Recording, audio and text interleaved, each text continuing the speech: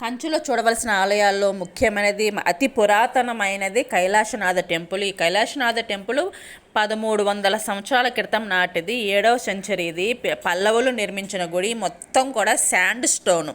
అసలు ఈ ఆర్కిటెక్చర్ ఉంది, అక్కడి నుంచి కదలబుద్ధి కాలేదు. అసలు ఎంత మైమరుపు కలుగుతుంది, ఎంత బాగుంది అంటే మాటల్లో చెప్పలేనంత బాగుంది.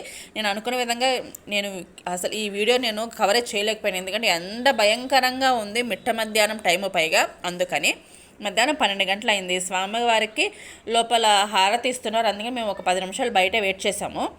శివలింగం కూడా చాలా పెద్దది. పల్లవులే ఈ విగ్రహాన్ని, శివలింగాన్ని ప్రతిష్ఠించారు అంట. శివలింగం వెనక నుంచి మోక్ష మార్గం ఉంది. శివుడు ఎదురుగుండా నించుంటే మన ఎడమవైపు నుంచి కుడివైపుకి మార్గం ఉంటుందన్నమాట. పంతులు గారు చెప్పారు వెళ్ళమని, నేనే వెళ్ళలేదండి. ఇవన్నీ కూడా చెప్పాను కదా, శాండ్ స్టోన్తో చేసిన ఈ ఆర్కిటెక్చర్ అనమాట. ఇవన్నీ కూడా ఎక్కువ సింహాలు ఉంటాయి. ఈ సింహాలన్నీ కూడా గుడిని సంరక్షిస్తూ ఉంటాయి అంట. ఇది ఇప్పుడు శిథిలావస్థకి చేరుకుంటుంది, కానీ అసలు చూడదగిన గుళ్ళల్లో ఇది చాలా ముఖ్యమైనది అండి. చాలా చాలా చాలా బాగుంది.